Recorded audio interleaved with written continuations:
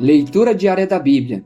Hoje, dia 5 de novembro de 2024, iremos ler dos capítulos 13 ao 15 do Evangelho de Jesus segundo Lucas. Arrepender-se ou perecer. Capítulo 13. Naquela mesma ocasião, estavam ali algumas pessoas que falaram para Jesus a respeito dos galileus, cujo sangue Pilatos havia misturado com os sacrifícios que os mesmos realizavam. Então Jesus lhes disse: Vocês pensam que esses galileus eram mais poderosos do que todos os outros galileus por terem padecido estas coisas? Digo a vocês que não eram. Se, porém, não se arrependerem, todos vocês também perecerão. E quanto àqueles 18 sobre os quais desabou a torre de Siloé e os matou, vocês pensam que eles eram mais culpados do que todos os outros moradores de Jerusalém? Digo a vocês que não eram. Mas, se não se arrependerem, todos vocês também perecerão.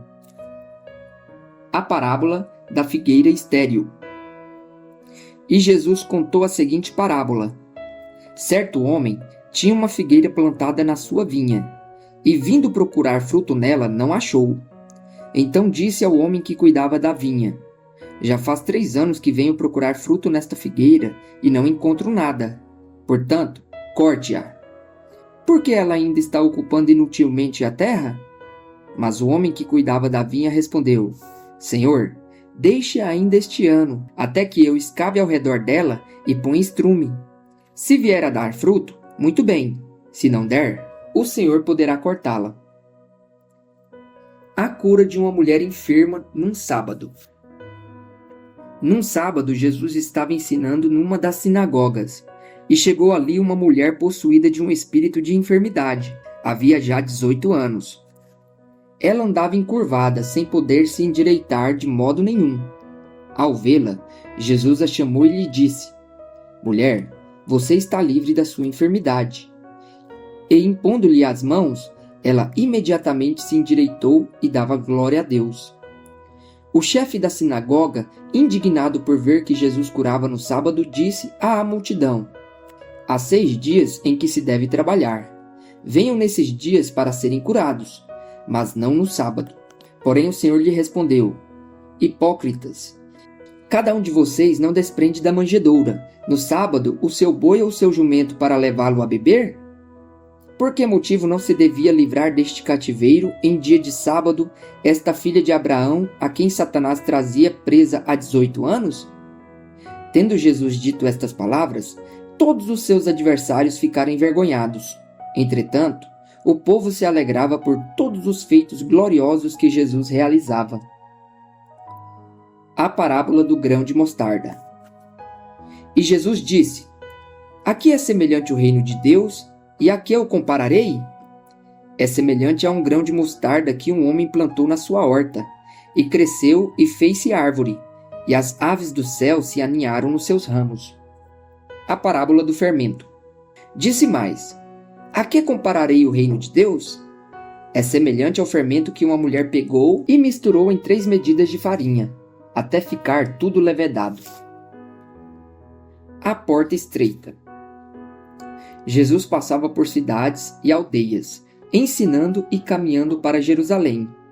E alguém lhe perguntou: Senhor, são poucos os que são salvos? Jesus respondeu: Esforcem-se por entrar pela porta estreita, pois eu afirmo a vocês que muitos procurarão entrar, mas não conseguirão. Quando o dono da casa se tiver levantado e fechado a porta, e vocês do lado de fora começarem a bater, dizendo: Senhor, abra a porta para nós, ele responderá: Não sei de onde vocês são. Então vocês dirão: Comíamos e bebíamos com o Senhor. Além disso, o Senhor ensinava em nossas ruas. Mas ele dirá a vocês: Não sei de onde vocês são. Afastem-se de mim, vocês todos que praticam o mal. Ali haverá choro e ranger de dentes, quando vocês virem Abraão, Isaque, Jacó e todos os profetas no reino de Deus, mas vocês lançados fora. Muitos virão do Oriente e do Ocidente, do Norte e do Sul, e tomarão lugar à mesa no reino de Deus. Porém, de fato, há últimos que serão primeiros e primeiros que serão últimos. O lamento sobre Jerusalém. Naquela mesma hora, alguns fariseus vieram para Jesus a dizer: Vá embora daqui, porque Herodes quer matá-lo. Ele, porém, lhes respondeu: Vão e digam a essa raposa que hoje e amanhã expulso demônios e curo doentes, e no terceiro dia terminarei. Porém, preciso caminhar hoje, amanhã e depois, porque não se espera que um profeta morra fora de Jerusalém. Jerusalém, Jerusalém, você mata os profetas e apedreja os que lhes são enviados.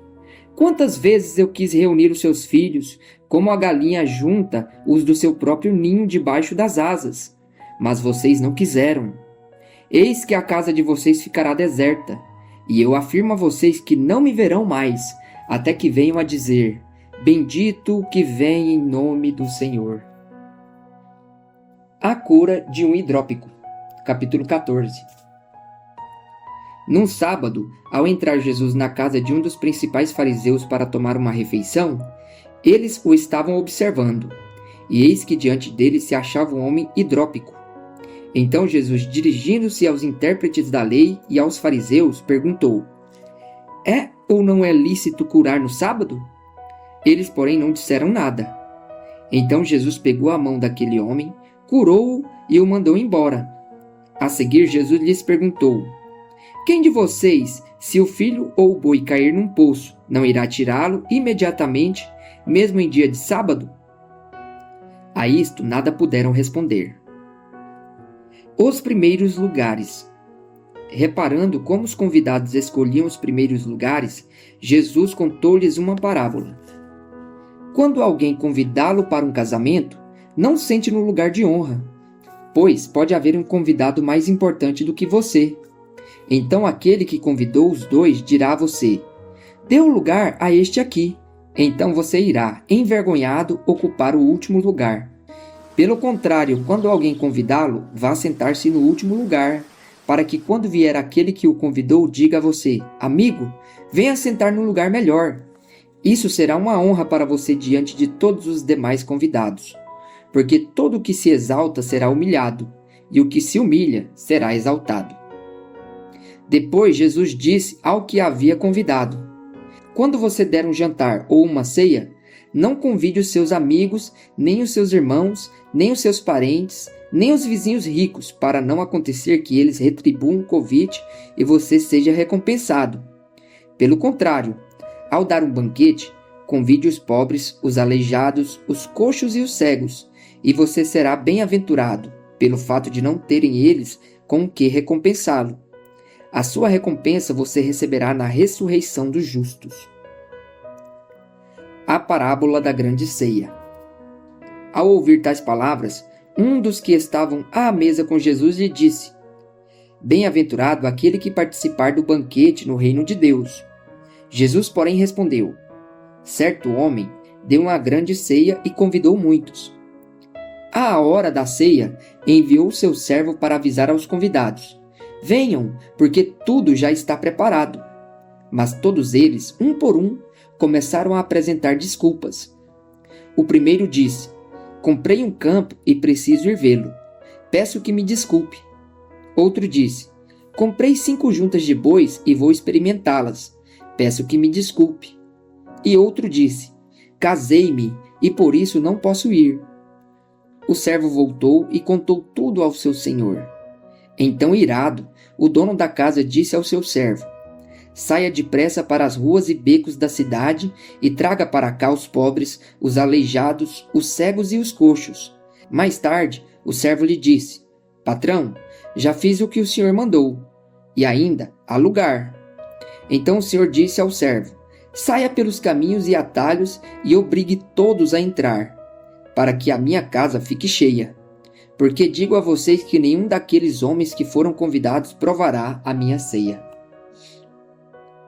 As condições para ser seguidor de Jesus.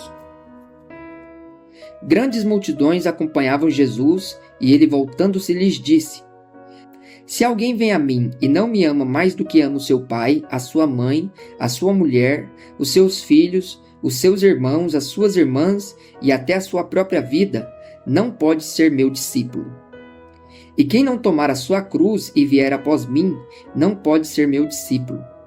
Pois qual de vocês, pretendendo construir uma torre, não se assenta primeiro para calcular a despesa e verificar se tem os meios para concluir?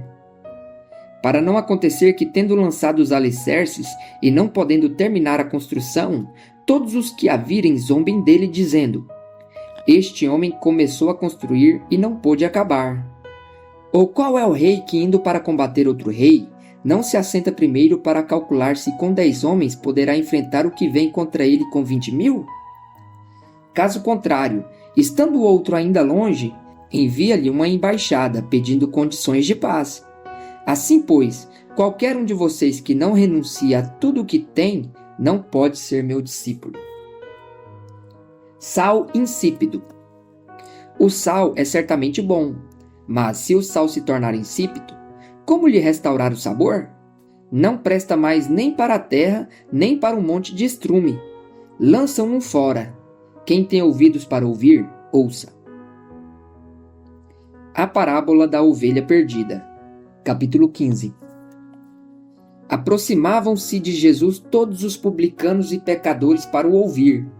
Os fariseus e os escribas murmuravam, dizendo: Este recebe pecadores e come com eles. Então Jesus lhes contou esta parábola. Qual de vocês é o homem que, possuindo 100 ovelhas e perdendo uma delas, não deixa no deserto as 99 e vai em busca da que se perdeu até encontrá-la?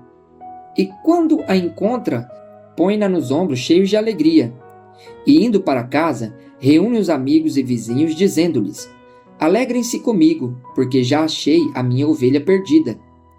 Digo a vocês que assim haverá mais alegria no céu por um pecador que se arrepende do que por 99 justos que não necessitam de arrependimento. A parábola da dracma perdida. Ou qual é a mulher que, tendo 10 dracmas, se perder uma delas, não acende a lamparina, varre a casa e a procura com muito empenho até encontrá-la? E quando a encontra, reúne as amigas e vizinhas, dizendo: Alegrem-se comigo, porque achei a dracma que eu tinha perdido. Eu afirmo a vocês que a mesma alegria existe diante dos anjos de Deus por um pecador que se arrepende. A parábola do filho perdido. Jesus continuou: Certo homem tinha 2 filhos. O mais moço deles disse ao pai: Pai, quero que o senhor me dê a parte dos bens que me cabe. E o pai repartiu os bens entre eles. Passados não muitos dias, o filho mais moço, ajuntando tudo o que era seu, partiu para uma terra distante e lá desperdiçou todos os seus bens, vivendo de forma desenfreada. Depois de ter consumido tudo, sobreveio àquele país uma grande fome, e ele começou a passar necessidade. Então foi pedir trabalho a um dos cidadãos daquela terra, e este o mandou para os seus campos a fim de cuidar dos porcos. Ali, ele desejava alimentar-se das alfarrobas que os porcos comiam, mas ninguém lhe dava nada. Então, caindo em si, disse: Quantos trabalhadores de meu pai têm pão com fartura, e eu aqui estou morrendo de fome? Vou me arrumar, voltar para o meu pai e lhe dizer: Pai, pequei contra Deus e diante do Senhor. Já não sou digno de ser chamado de seu filho. Trate-me como um dos seus trabalhadores. E arrumando-se, foi para o seu pai. Vinha ele ainda longe quando seu pai o avistou e, compadecido dele, correndo, o abraçou e beijou. E o filho lhe disse: Pai, pequei contra Deus e diante do Senhor. Já não sou digno de ser chamado de seu filho. O pai, porém, disse aos servos: Tragam depressa a melhor roupa e vistam nele. Ponham um anel no dedo dele e sandálias nos pés. Tragam e matem um bezerro gordo. Vamos comer e festejar, porque este meu filho estava morto e reviveu. Estava perdido e foi achado. E começaram a festejar. Ora, o filho mais velho estava no campo. Quando voltava, ao aproximar-se da casa, ouviu a música e as danças. Chamou um dos empregados e perguntou o que era aquilo. E ele informou: O seu irmão voltou e, por tê-lo recuperado com saúde, o seu pai mandou matar o bezerro gordo. O filho mais velho se indignou e não queria entrar. Saindo, porém, o pai procurava convencê-lo a entrar. Mas ele respondeu ao seu pai: Faz tantos anos que sirvo o Senhor e nunca transgredi um mandamento seu. Mas o Senhor nunca me deu um cabrito sequer para fazer uma festa com os meus amigos. Mas quando veio esse seu filho, que sumiu com os bens do Senhor, gastando tudo com prostitutas, o Senhor mandou matar o bezerro gordo para ele. Então o pai respondeu: Meu filho, você está sempre comigo. Tudo o que eu tenho é seu. Mas era preciso festejar e alegrar-se, porque este seu irmão estava morto e reviveu. Estava perdido e foi achado.